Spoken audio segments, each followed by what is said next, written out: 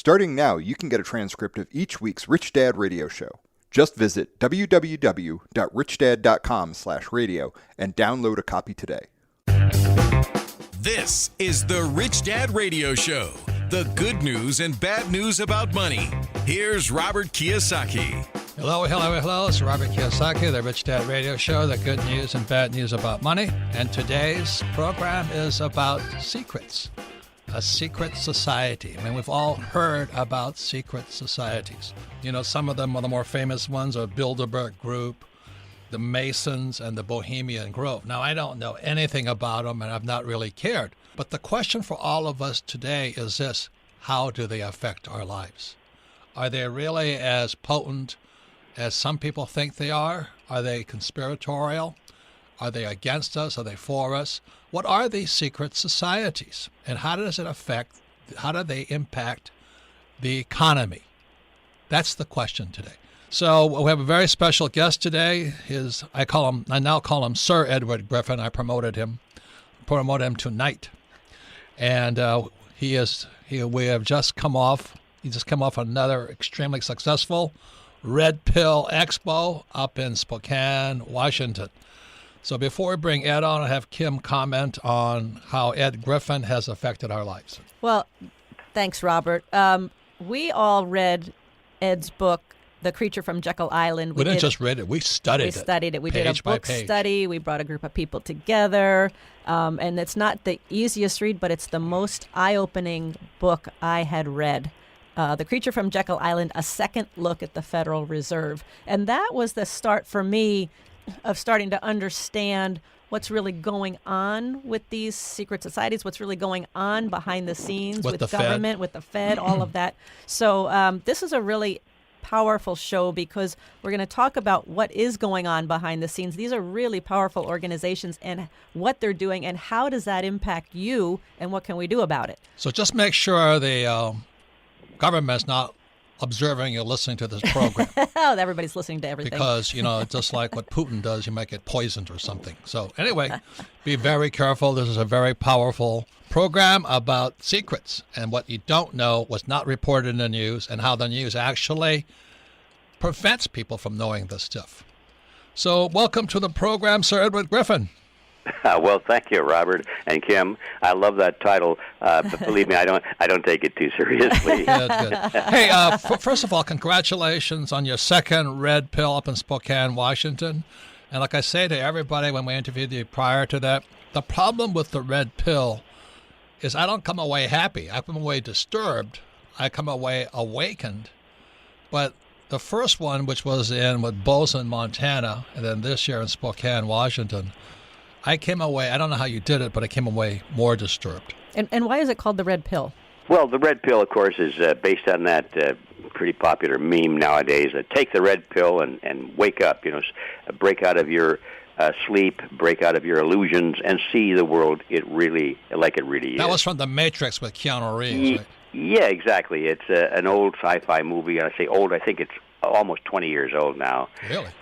Yeah, but, most people have seen it, and those who haven't seen it have heard about it. It's a very simple concept. It's, of course, remember, it's science fiction and all that, and the whole theme is that mankind is living in some kind of a trance.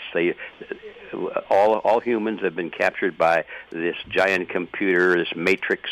This thing has taken over their brains and feeding images into their minds, and so they think that they're leading normal lives, but in fact, they're nothing but resources for this giant computer-like thing. So, is that really science fiction? Yeah. So they're serving unseen masters, and they're being exploited, and so the story evolves around that theme, and the idea is to save humanity and get them to all wake up and break out of the matrix and see life the way it really is. And the challenge is not only that the matrix fights back, but the real interesting part to me is that many people don't want to wake up. They prefer the illusion because it's more comfortable. So that's the blue pill, right? That's the blue pill. They take that and they say, I just want to go back to sleep, thank you. I like that rosy feeling. I know it's false, but I like it, So it's really quite apropos to what's really going on in the world today. Yeah. So I'm going to talk about this thing called the central bank, called the U.S. Federal Reserve Bank. And what I loved about your book, which came out, was it 1998? Yes. Yeah. It was a little bit before that. Mm-hmm. That's what I thought too. But anyway, because I read it around 1998. But anyway, the thing I loved about it is the distinctions that I have made since reading that book. You see, everybody talks about communism. We're against communism. We're against socialism. But it took me going to Vietnam in '72, realizing I had no idea what a communist was. All I knew, I was supposed to shoot them. If they carried an AK-47, I shot them. If they didn't, I didn't shoot them. That was kind of how we identified them. And as I'm out there in Vietnam again in '72, I realized I don't know what a communist is. And today, because of listening to people like you and a whole bunch of other people who are part of the Rich Dad Radio Show, I now realize that communism is about a centralized government. Capitalism is a centralized bank. That's the big distinction there. So the centralized banks, they owe no allegiance to anybody. They're not elected. They pretend to be appointed, but they're not. And so the whole world is now being run by the U.S. Federal Reserve Bank. And as you all know, it came apart in 2008. When the derivatives exploded, the Fed came apart, and they had to go to QE, printing trillions and trillions of dollars to survive. So anyway, I'll say it again. Communism is centralized government, which is China and Russia. It's totalitarian in theory. And then capitalism are centralized banks. And so what we're going to be talking about are some of the secret societies hiding in plain sight that you've discovered as a researcher and author.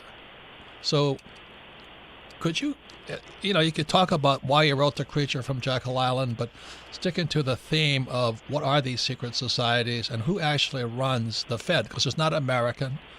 It's basically a cartel, as you state. The Rothschilds banking system controls most of the central banks of the world, same as the Rockefellers and those guys. But we're never taught that in school, so that's all part of the red pill. So take it away, Sir Ed Griffin. Yeah, that definitely is the red pill, Robert. Before I touch on that, I'd like to just make a comment on your observation earlier, with which I agree, by the way, but sometimes we get into problems with words and their definitions, the word communism and capitalism and so forth. I think you know that I prefer to use different words. I like the more generic form. Communism, socialism, fascism, Nazism, all those things are Marxism. Really... Yeah, they're all merely variants of something deeper than that, which is collectivism. If you peel off those other labels, socialism, communism, so forth, you find that, they're all the same. It's called collectivism. That's not our topic today, but the constructive opposite of that is, in my view at least, is not capitalism. The constructive opposite of collectivism is individualism. And now we come to the word capitalism. What's that? Well, that means different things to different people, but classically, capitalism is it's closer to individualism. And so I think the central bankers and the governments of the world, even the ones that have a lot of money, the powerful ones like in the U.S., in my view, they're not classical capitalist systems at all anymore. No. Maybe they were. But now they're the same as communism, socialism, fascism. We have adapted collectivism. So it's one form of collectivism fighting another form of collectivism. And we don't have crony capitalism today, and you hear that phrase all the time. We have crony socialism. We have crony communism, crony fascism. In other words, we have collectivism. And so I just had to throw that in because it's one of my favorite themes, that it's true. It's hard to talk about these things when we use words that don't really define the topic. And that's the reason I use the words capitalism versus communism, because it's generic language, not accurate. Exactly. But it really was true. I was in Vietnam, killing commies out there and going, I don't even know what a commie is. Yeah. And Ed, when you say individualism, are you talking like the individual rights and liberties? Yes, and more. What do you mean by that? Well, the words actually define it. In the governments of the world today, all over the planet today, that people are really collectivist in their thinking because they believe that the basis of society, the ultimate source of authority, is the group, the collective. They think that the individual is something to be despised. They think that the individual must be sacrificed if necessary for the greater good of the greater number. You know, everything is about democracy. Let's count the votes. And if you can get one more vote on your side than the other side, then people think winner takes all. We won, and so now we can do anything we want to that minority. Well, let me ask you this question. Okay, in America, says, well, you go out there and vote. In your opinion, does it make any difference if we vote? Well, at some level it does, because I'd like to keep the system alive that we can restore someday. But right now it doesn't make a lot of difference, because the people and the issues that we vote for are determined by this very group that we're going to be talking about today. I call it a conspiracy, and I didn't used to do that because I wanted to avoid that word. But then everybody said, you're a conspiracy theorist, and so finally I said, okay, let's say that I were. And can we deal with it? Yeah, it doesn't make a difference, because the Republican Party and the Democrat Party really are driven by the very people that we're going to be talking about. So you're voting. It's like you have the same owner of two football teams. Right. All right, you put the teams on the field and you put on a heck of a good show because it brings in the fans and you make a lot of money. But you don't really care who wins. They're both your team. Right. See? So let me ask you this question. You know, we're talking about, again, secret societies. And what spurred you to write The Creature from Jekyll Island, a second look at the Federal Reserve Bank? You know, and guys like Congressman Ron Paul have been writing books called End the Fed and all this. What is the driving motivation behind people like you and Ron Paul and more people are saying, what is this thing called the Fed, the creature? What's inspired you to write The Creature from Jekyll Island? Well, I wish I could say there was some kind of an epiphany that descended upon my brain and said, you've got to write about this because it's the most important thing in the world, etc. It wasn't that at all. It started off as a curiosity. I was curious as to how to explain inflation. How come that the purchasing power of the dollar kept slipping and slipping? And I thought this would make a great topic for a documentary film, which I was producing in those days, a very low-budget, shoestring, bootstrap type of funding and all that, very low budget. But nevertheless, I thought, I'm going to produce a documentary on inflation. I didn't have the foggiest idea of what caused inflation, except that I knew that it wasn't what I was being told. I was being told it was because all of these greedy people out there. Some people would say, well, as those farmers, look how much money they're making from their crops, and they've got a monopoly. I mean, you either buy their stuff or you don't. And so the farmers are gouging the public, and then farmers will say, "It's not us, folks. It's those middlemen. Look, they force us to buy at prices that they determine, and so forth." And the middleman says, "Not us, folks. Look at those grocery stores. They have too much profit margin." Grocery stores say, "It's not us, folks. It's the unions. Look what the wages we're forced to pay the employees." And it goes. Everybody's pointing the finger at somebody else, and I knew that wasn't right. So anyway, I started into it, and it didn't take long. Anybody doing that would come soon to discover that the engine of inflation is the central banks, as we call them, those institutions that have the ability and the authority to create money out of nothing, literally. Well, even worse than out of nothing, they create it out of debt, and so they try and entice as much debt as possible into society so that people will borrow. And what I didn't know then was that the act of borrowing was the act that created the money. The money wasn't there, and you went and borrowed it. No, it wasn't there until you borrowed it. Well, that's like when a person has a credit card. There's no money in the credit card. No, nothing at all. At the moment you use a credit card, you've now created debt. Yes. And money is now created.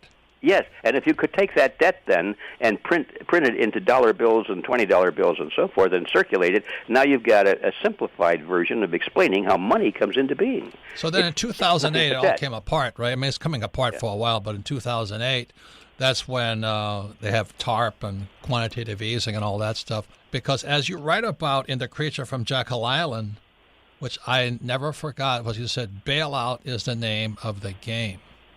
In other words, they print all this money, the rich guys make all the money, and when they screw them up, the Fed bails them out, or something along those lines. Is that correct? That's pretty good. If you're a friend of the Fed, you're on their team and they like you and you play their game, yeah, they'll come bail you out, and they'll give you all kinds good terms and free money and free credit and that sort of thing, and special low interest rates and all of that. But if you don't play along with them, then they consider you to be the enemy, and they'll come after you. So is the Fed a secret society in plain view? It's in plain view, all right. I don't even think it's a secret society. No, it's an institution that's right out in the open. It always has been out in the open, except during the early stages when they were creating it. They had to do that in secret. That's why they went to Jekyll Island, which is off the coast of Georgia. All these wealthy and the key bankers and a few politicians, they went out of sight. They went on to Jekyll Island, and they spent a week hammering out the details of this thing called the Federal Reserve. And as Robert so accurately called it a moment ago, it's a cartel. It's not a government agency. It's not a bank. It's a cartel of banks. It's also the central banks, which there is the Fed, there's a Bank of Japan, the European Central Bank, and the PBOC, the People's Bank of China. They are the most powerful financial institutions on earth, but they're not really of the people, for the people, or by the people. Is that correct? That is absolutely correct. Yeah, they're private institutions. They're very powerful because they make the money, and if you make the money, as Lord Rothschild said a long time ago, those people who make the money will determine how the nation goes, because they can buy the politicians and they can pass the laws, even though they remain invisible and behind the scenes. So once again, this is Robert Kiyosaki of the Rich Dad Radio Show. We're talking to Sir Edward Griffin, his author and researcher, the author of the book, The Creature from Jekyll Island.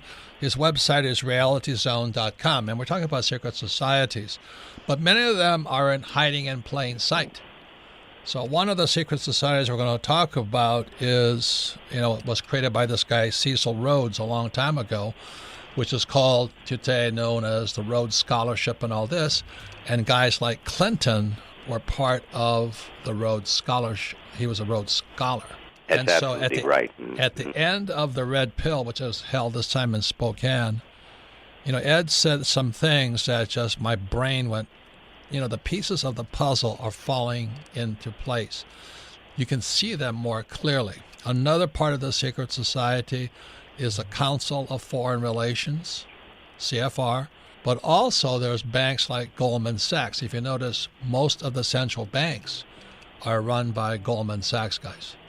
So the reason I love hanging out with Ed is that the picture or the pieces of the puzzle come clearer and clearer into sight. So when we come back, we're going to talk about President Clinton, a man of the people and for the people, and also how he affected the world economy.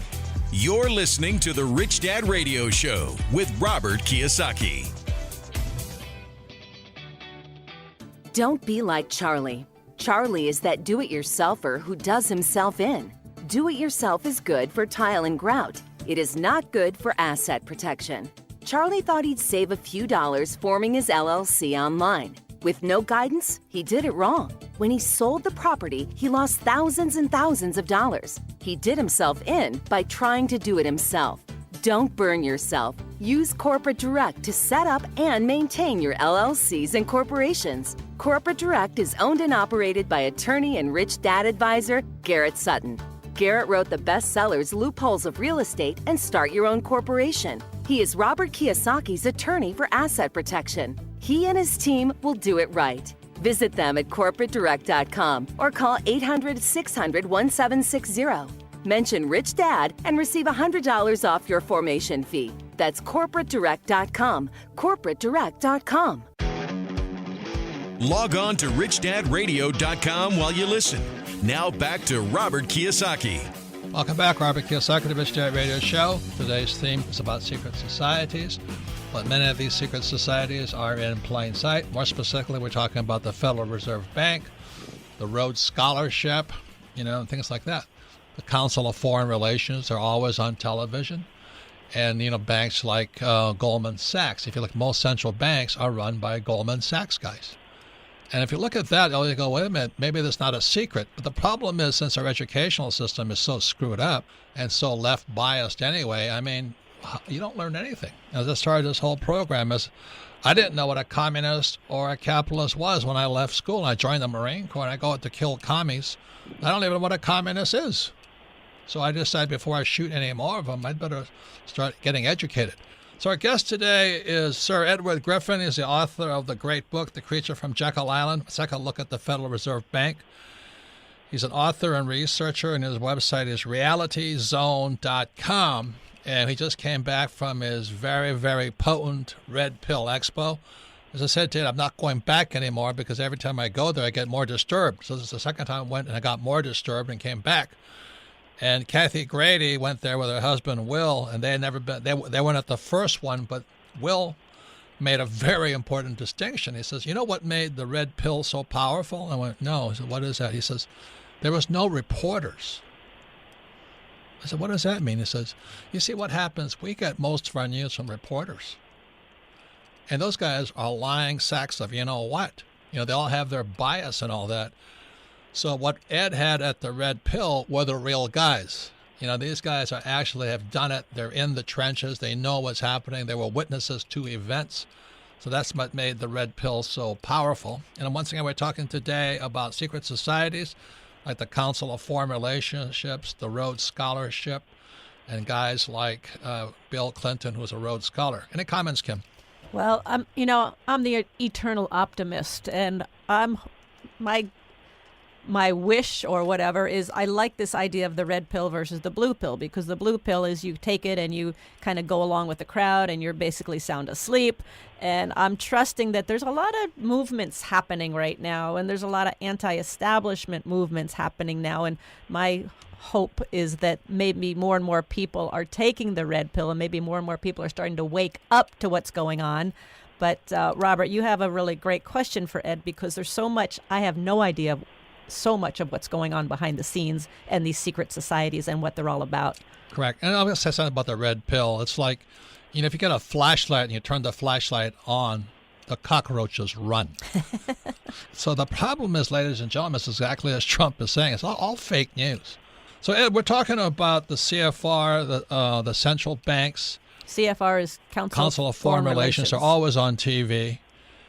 And then also what was the Rhodes Scholarship. So at the end of the Red Pill, you wrote about Cecil. You read this article about Cecil Rhodes, and then how Clinton went to Oxford for the Rhodes Scholarship. So can you give us the relationship between Cecil Rhodes, the secret societies like the CFR, and guys like Bill Clinton, and what you think he said at his first inauguration? Would you mind going over that? Yeah, that is the heart of the whole thing. So I'm tempted just to jump right into my presentation, but that's not going to work. We don't have enough time and probably not enough interest in all the details. But I do have to say that I spent a little time trying to think of a title for my presentation that would catch people's attention, because, you know, being a writer, we know that the most important thing about a book is the title of the book, because if you don't have a good title, nobody will even look at it. And the second most important thing is the first sentence. And after that, if they're still there, it's a lot easier. So anyway, the title of this presentation, as you know, is The Quigley Formula, a conspiratorial view of history as described by the conspirators themselves. Well, now, if that doesn't catch somebody's interest, I don't know what would. And indeed, it did, because we're supposed to be afraid to use the word conspiracy, lest somebody thinks that we are a conspiracy or anarchist. theorist, so a wacko, yeah. Yep. So anyway, they keep calling me that, a conspiracy theorist, even though I don't consider myself to be dealing with theory at all. I deal with historical facts. I'm a conspiracy historian, not a theorist. But anyway, they call me a theorist. So instead of running from it, I decided, okay, let's just say, okay, I'm going to talk about conspiracies today. But the key is that when you talk about these things, you must be very defensive, that you don't just give your opinions and summaries of what you've learned, but you actually give proof. Otherwise, you can't get very far. So my whole purpose there, as you know, was to give proof in the words of the conspirators themselves as to what I was saying was true. So the first thing you have to deal with a title like the Quigley Formula is to find out who is this man Quigley. Well, we find out that Carroll Quigley was a rather well-known history professor at Georgetown University during the years when Bill Clinton was there as a student. And we know that they became rather close. Clinton considered Quigley to be his mentor, and there's no doubt that Quigley helped William get the nomination to the Rhodes Scholarship, and we know that because of the history that follows. So anyway, Quigley was a professor at Georgetown. He wrote a couple of books, and one of them, it just turns out, is considered to be the semi-official, if not the official, history of one of the greatest secret societies or conspiracies that the world has ever seen, and one that not only has been around for about 100 years, but is in full force today. And Professor Quigley is the guy who's the historian about that, and he wrote a big, thick book called Tragedy and Hope, which tells the story of this secret society. Well, many people couldn't care less. And those who are looking for a book to read on their vacation don't pick up a big, thick history book and you flip through the pages and it's dull. So you don't read this thing. This was not intended to be read by the masses. It's intended to be read by primarily the people who were close to the conspiracy, who wanted to know more about it, and the academics and so forth. So anyway, Quigley wrote about it, and he said in his own books, he said that he was given private access to the private papers of this group, and that he had no aversion to it. In fact, he liked it a lot. His only point of difference of opinion, he said, and he wrote this in his book, he said, the only difference of opinion I have with this group is that I think they should be known. They wish to remain unknown. So with that, now, we've got to take it pretty seriously when we read Quigley's book. And what was the group, Ed? What was the society? Well, that's the interesting part about it. The society never gave itself a name consciously. It said, we must not have a name, because if we have a name, then people can talk about us. Okay? So there was no name. And even Quigley himself refers to it as the Rhodes Group or the institution or whatever, and so forth. But as we'll find out in a moment, it was created 100 years ago by Cecil Rhodes, one of the wealthiest men in the world. People have heard his name. They don't realize perhaps what his history was, but he was the prime minister of South Africa during its early colonial days.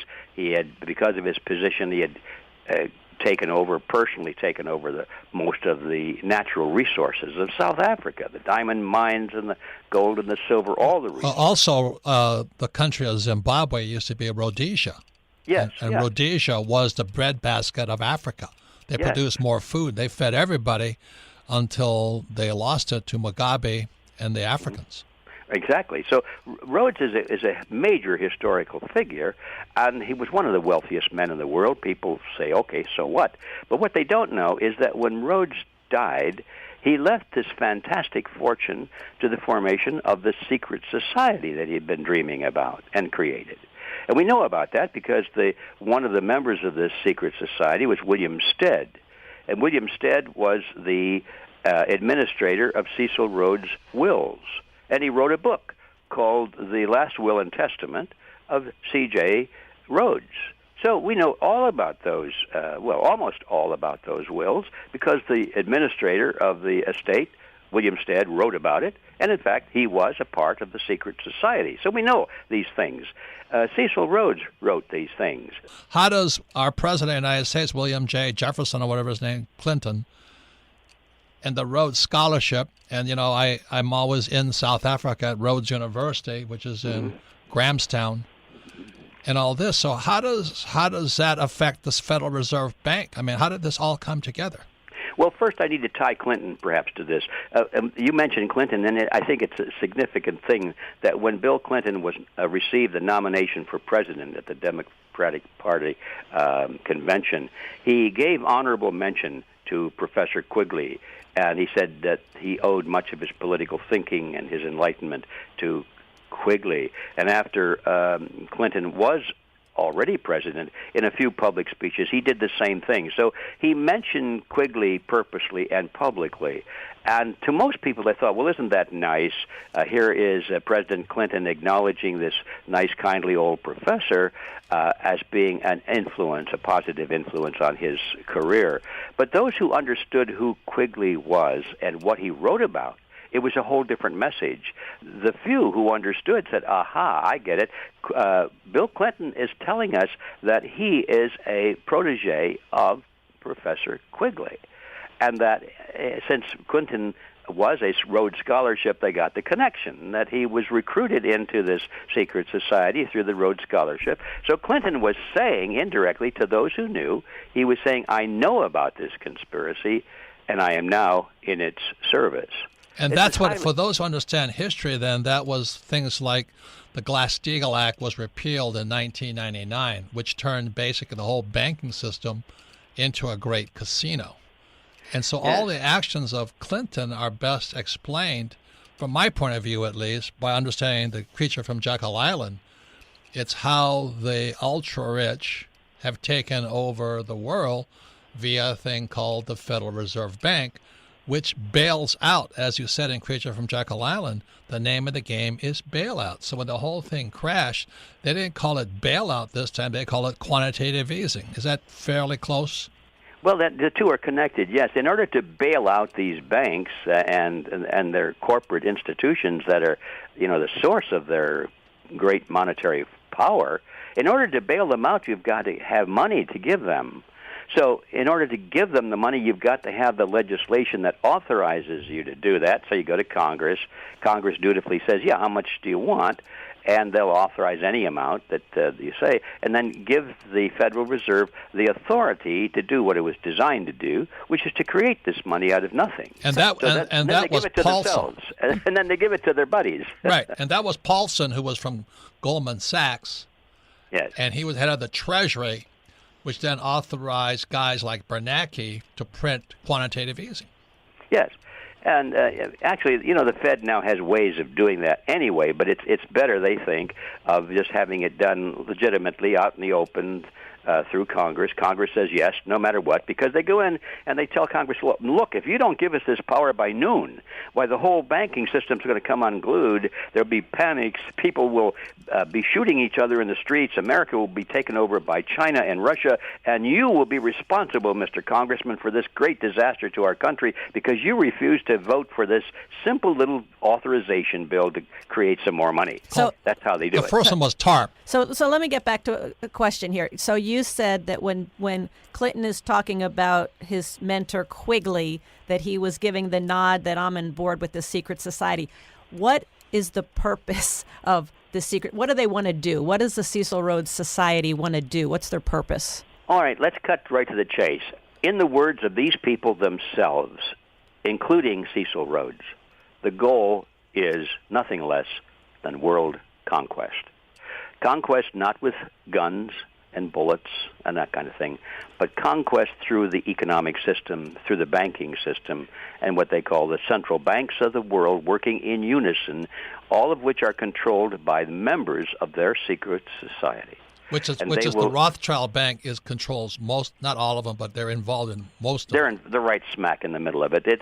It's hard to see where this comes to the surface, but when it does come to the surface, it's very recognizable. The Bank of International Settlements, for example, is a highly visible component of it. This is in Switzerland, and this is where all of these central banks gather on a regular, ongoing basis, and they have secret conclaves, and they decide, okay, what are we, meaning this world group, what are we going to do in the economic field?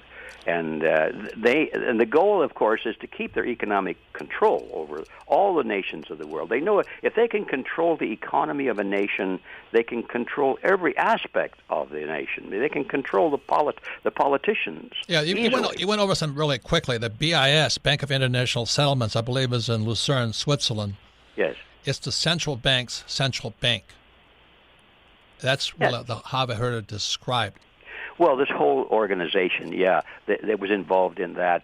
They don't really have any national affinity, allegiance. No loyalty. None of these people care a hoot about the country in which they reside or they were born in. They may carry a U.S.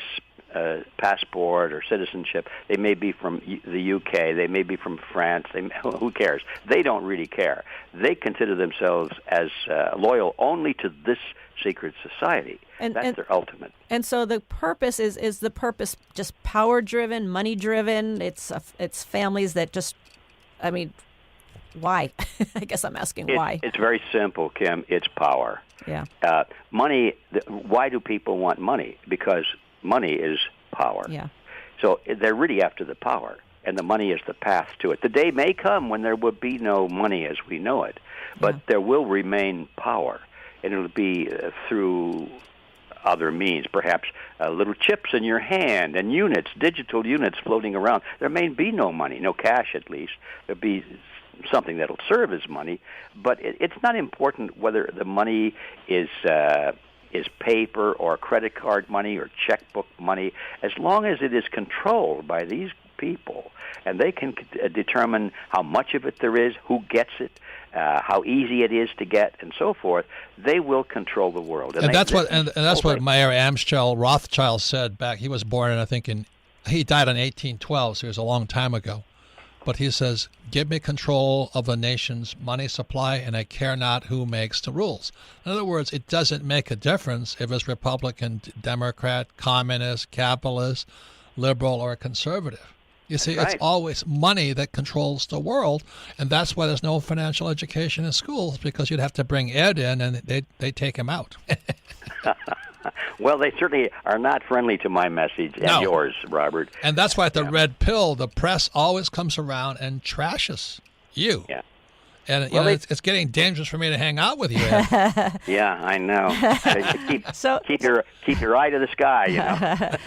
So Ed, as more and more people become aware of these secret societies, and more people take the Red Pill, and more people get more aware, what does that mean to what do we do with this information? What does that mean to the individual? Well, that's a really good question, because many people don't ask that question. They are more concerned with finding out who are these people. You know, are they all bankers, or are they politicians?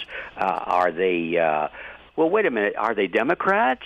You know, because they want to know who to fight, and they're looking for that kind of group identity. And one of the things that I've devoted my life to, especially of late, is to show people that we're not going to solve this thing by finding group identities. These are individuals. We're back to that question again: is this a group, or is society based on individualism? That's Ed. So we're going to have Ed stay on rather than have ask Robert, because I have no idea what you're saying is like. I don't know what it does for my brain. But it's satisfying because, Kim since I met Kim, she knows this is the search of the questions I've been looking for.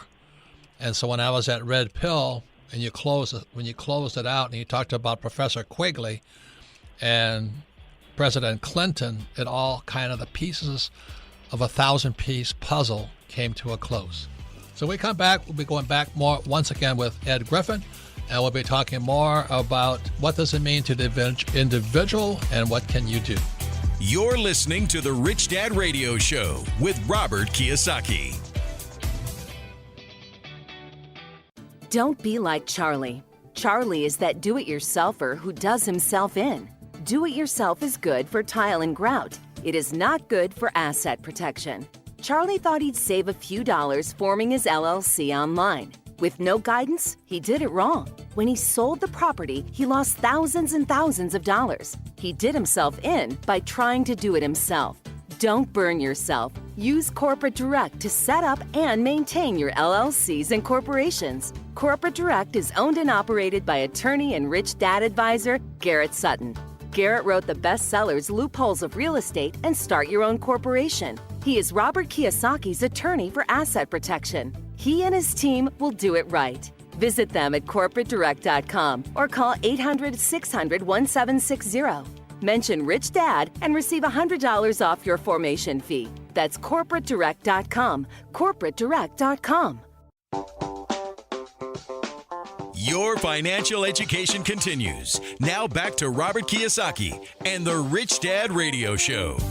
Welcome back, Robert Kiyosaki, the Rich Dad Radio Show, the good news and bad news about money. Once again, you can listen to the Rich Dad Radio Show anytime, anywhere on iTunes or Android, and all of our programs are archived at richdadradio.com. We archive them for two reasons. Reason number one, if you listen to this program again, you'll be twice as smart. The second reason, this is an opportunity for you to have your friends, family, and business partners listen to this program and discuss, because when you listen to it and discuss, even more will come into mind. And I would say this is a very, very important program for everybody, especially at this time.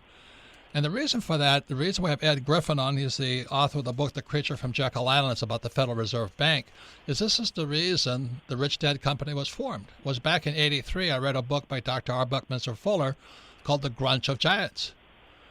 And the Grunch of Giants, I mean, in that book, Fuller, he was not political, but he said that basically that Ronald Reagan was a stooge. That surrounding Reagan were the guys that actually ran the show. Guys like Caspar Weinberger, Summers, Rubin, and all these characters who still influence guys like Clinton and all that. So the reason this show is so important is the reason that the Rich Dad Company was formed. And I met Kim in '83 also. Well, she didn't go out with me until '84. But anyway, it was I went nuts reading The Grunch of Giants, and then I come across Ed's book in the '90s, and all the pieces of the puzzle start to fit together. Questions I've always asked at the Rich Dad Company: why isn't financial education taught in school? Well, the reason is they don't want you to know anything. That's the reason. So if you find me dead, shot, murdered, poisoned, whatever it is, because you listen to this program. So don't tell people you listen to this program, because it's really about the secrets. What are the secrets that are coming to light, and who are the people hiding in plain sight? Like every time I see, Larry Summers and Robert Rubin and Phil Graham and all these famous people, and Weinberger, I have a different point of view of our leaders. Any comment, Kim? Yes, well, our guest, a very special guest, is G. Edward Griffin. He's a researcher and author of The Creature from Jekyll Island. And so, Ed, my question is, as more and more people learn about these secret societies and this plan to take over the world, and what does the individual do with all this information? Well, that's where we left off on this. Is the greatest question of all, because if you have the information and you don't do anything smart with it, then you might as well not have it at all. Yes. And the biggest danger there is that many people don't know the right question to ask. They want to know who is behind this. And that I'm not saying that's not an important question. We do need to know what individuals are behind this. But if you're looking for a group, so you can say, these are the lawyers. Let's get rid of the lawyers. Or if you're looking for a group, these are the Democrats. The Democrats, they're the ones. Or a lot of these bankers are Jews, so that's the Jews. Or maybe they say, well, it's who knows. We're looking for a group, and that's a dead-end street, because at least in Freedom Force and in my world, we don't look at people like the groups to which they belong. We look at everybody as an individual, and that's how we treat them. And I think we're getting now to this answer to your question, what do you do about this? We start off by saying what we don't do. We don't try and deal with this by eliminating or attacking groups of people, either by race or religion or ethnic origin or political affinity or anything like that. We have to, in this case specifically, we have to take the tools or the weapons away from the people who are doing this, regardless of what groups to which they belong. What are the weapons? The weapon, in order to make this whole scheme, this conspiracy work, is called collectivism. And now this is where it gets tough, because people don't want to learn a new word. They don't want to have to think, what is that? And, of course, that is the theory or the ideology that the way to best order ourselves is through governments that are based on the concept that the leaders are all powerful and they should decide all things on the basis of group mentality. We'll have votes, and those who get the 51% or higher, those are the winner take all. They're the ones now that can do whatever they wish in the name of the people. This is how these conspiracies work. They control those instruments by which people think that they are doing what the majority wants. They control the elections. They control the media. They control the input of information through schools, so that people don't really understand that what they think the group wants is actually engineered. It's handed to them and say, this is what the group wants. Now you better follow it. You see. So we have to dismantle that weapon that they use, and that means we have to turn the whole concept of government around. People have to stop asking the government to do this and take care of them and to control that. They have to realize that people themselves have individual responsibilities for these things, and we can't rely on committees and the engines of government to do these things, because those engines of government will always be corrupted by those who have financial power. What Ed is talking about is the reason Rich Dad was created back in 1996 with the cash flow game. There's no financial education in school. People don't know what income is, income statements, balance sheets. They don't know any of that stuff. So for Rich Dad, we actually believe that education might get you out of this mess. The second thing is I have another book coming out called Fake, which I'm asking you guys to participate in.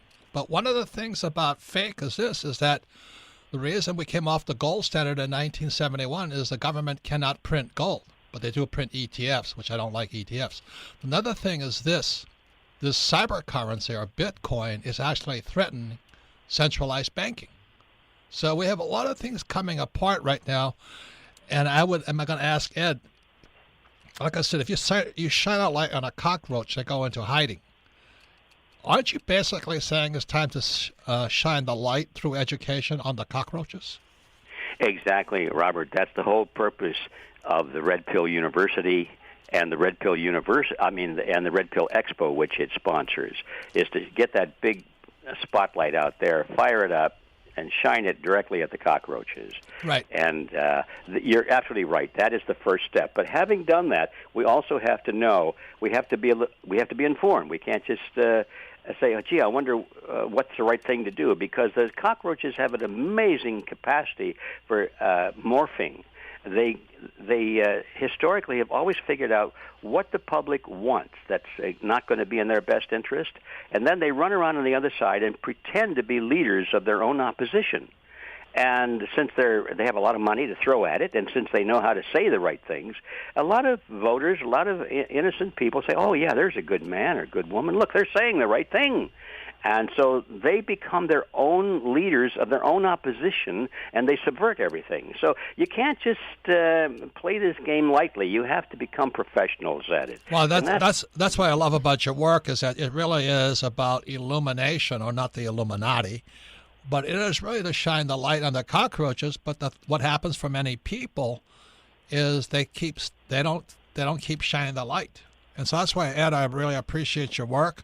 Once again, our guest today is Sir Edward Griffin, creature from Jekyll Island. His website is realityzone.com. And are you doing the Red Pill next year? Oh, absolutely. Don't know where yet. If anybody has some good suggestions, let us know. And, yeah, we're already beginning to talk about that and many other things. Red Pill University, of course, is very important because we want that to run 365 days a year, delivering the Red Pill message, not just once a year for 2 days, but every day during the year. And that's the difference between the university and the expo. So once again, Robert Kiyosaki, I want to thank you, Ed, because your book, Creature from Jekyll Island, was part of the flashlight that went on, as well as Bucky Fuller's book, Grunch of Giants. And I really thank you for your work and your contribution. Final word, Kim. Thank you, Ed. This has been eye-opening, and we really just scratched the surface of it, so we'd love to have you back again. Oh, anytime. I love this conversation, so thanks for inviting me. Thank you, Ed. And thank you all for listening to the Rich Dad Radio Show.